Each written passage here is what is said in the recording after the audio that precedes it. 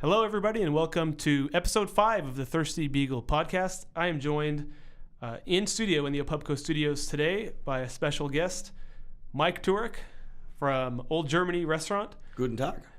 Hello.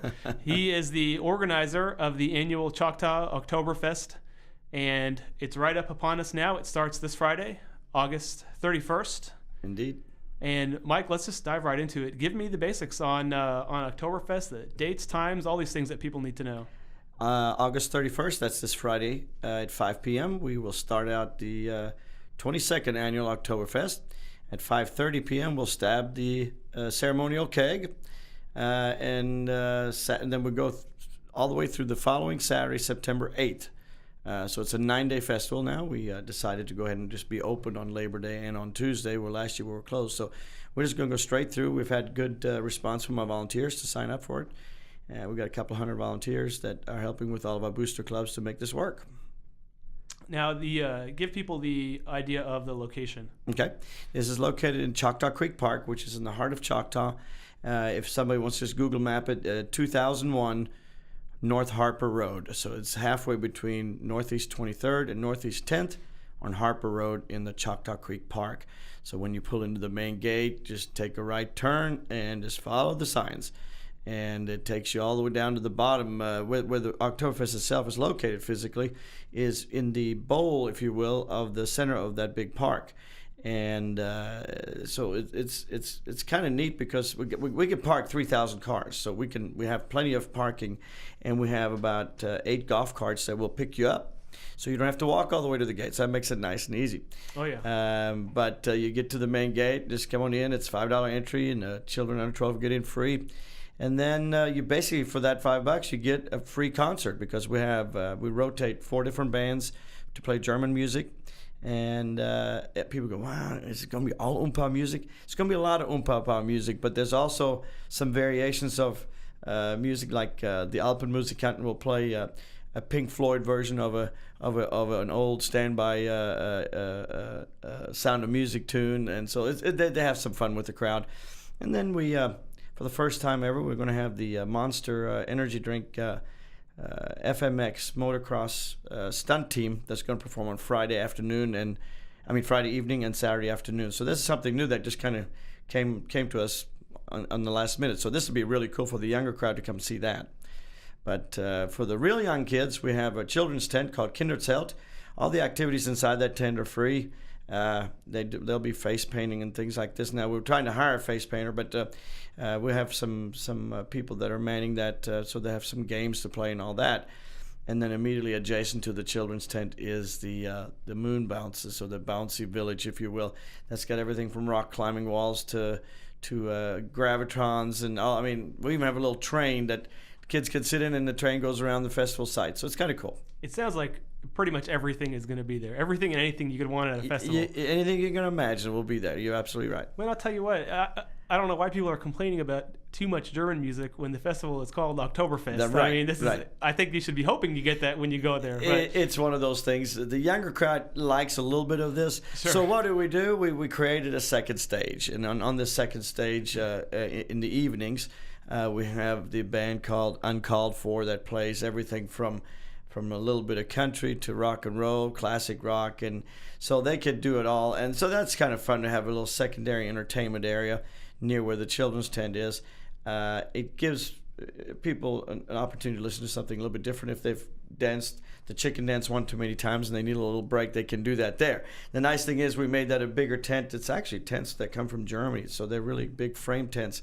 And on one end, we're going to actually have beer trailers under the tent, so you don't have to go very far to the main area to go get something to drink, and we'll have a little bit of food area too. So so we kind of spread it out a little bit more, and it should be a lot of fun for people. I want to get back to the beer and the food, but first let's do a little history lesson for the people out here. The festival is called Oktoberfest, and I'll hear a lot of people say, Great question. Why I'm glad does somebody asked that. Oktoberfest start in September, and this year starts in August on the last day of August? I know that you know the history here. Give us a little. We base everything. When does Munich do theirs? Well, King Ludwig got married, and he says we shall party till the last person drops, and that took 16 days. So the way they determine when Oktoberfest is nowadays in Munich, they find the first Sunday in October and they back up 16 days. Well, we would do the same thing, except the State Fair of Oklahoma starts. So a lot of our common vendors would be busy trying to do both. So we said, we'll go ahead of that by a week. So we based ours on Labor Day. Well, we added that weekend before Labor Day to our normal week. Well, now Labor Day keeps moving further and further to the front of the month of September, to where that Friday before ends up actually being the 31st of August. Next year it'll be the 30th of August. So our 9-day event is just a week ahead of the Munich Oktoberfest. And so that's the reason it is now actually in August. But it's as much a fall festival as it is when you go to an Oktoberfest, you drink Oktoberfest beer. It's also called a Märzen beer. That leads into some of the stuff that you like real well. Yeah. It's the March brewed beer, as they used to call it. So the monks would brew a beer that would make it through the warm summers because they didn't have refrigeration. So they made it a little bit stronger, and a lot of times it was amber in color. And so then come Oktoberfest time, they drink the remaining March brewed beer, or the Märzen beer. Now it's called the Oktoberfest beer. Well, that takes us to our next topic is with I'm a beer blogger here first and foremost, and so this is a big beer event. And what kind of beers? Obviously, there'll be some Oktoberfest, and I know in the past you've brought stuff in from Europe. What are we looking at this year for? Well, that kind technically, of stuff? all the German beers are technically brought in from Europe. The one thing that was new last year that we have again this year is the Wiesen beer, and people go, "Well, that's a wheat beer." No. Wiesen means the meadows. That's the meadows where the Oktoberfest is held in Munich. Well, that's kind of a misnomer because it's all asphalt now, and there are just a few meadows left. But so the meadow or the Wiesen beer is the Paulaner one that is actually served at the Munich Oktoberfest. And I realize that there are other Oktoberfest beers. There's going to be Eyinger Oktoberfest, there's going to be Spaten Oktoberfest, there's going to be Warsteiner Oktoberfest. And most of those are amber in color, where the Wiesen beer from Paulaner happens to be a light-colored version. The brewmeister in Germany gets the opportunity to, once a year, change recipes and do whatever he wants at Oktoberfest. Just be sure you're successful. And they can make it amber, they can make it light-colored, but it's always going to be a lager beer of some sort. Sure. And we should see probably some Oktoberfest offerings from our local breweries Yes. too. I'm sure Matter of we'll fact, have Coop, Marshall, probably Chalk, right? Exactly. They all three are having a Märzen beer, or the Oktoberfest style beer, and they're very good, by the way. I like our local brewers. It's always fun to have that. I mean, obviously I'm partial to German stuff. I'm a big Pilsner fan, and Pilsners are harder to make than ales are a lot of times. But nevertheless, the offerings that Coop and Chalk and Mustang are bringing to the table are really nice. And then along with that, we got we have a total, I think, of 47 different taps this year, which is the most in the country on any Oktoberfest, because most of the time an Oktoberfest is sponsored by a beer company, and then that's what you'll have. Yeah. Well, I'm not beholden to any one beer company, because I buy these kegs full price, and there it is. And so I can choose whatever I want. So we have a really rich variety of beers, everything from wheat beers to stouts to dark lagers to filtered wheats. We have a Wittekirk. I think it's the Wittekirk, the raspberry one for the ladies. They like that real well. And of course, we still have Bud Light. I mean, it's a big seller in the country. You can't argue with success. We have Coors Light for the first time ever, and so the two big ones are represented. And but we also have the Paulaner beers, the Eyinger beers, the Spaten beers. That's what we Kostritzer, yes. Schwarzbier, the black beer from Kostritzer. We have Bitburger, Warsteiner. I mean, we have them all. So it's going to be good. Now you're going to be having some beers. You obviously need to lay down a little food base. Oh, got to have a base. So tell us a little bit about what's going to be on the food table there at Oktoberfest. We'll be preparing for that 9 days about 1,600 pounds of ham hocks that are grilled in the Cook Shack cookers. These are those high-dollar big cookers. We have Russ Garrett, who's now called Smoking Okie. He's going to be well known in the next year or so. You guys will find out. He's always done our ham hocks for 20 years. And he's gotten so good at it that he's branching out. He's got a little venture.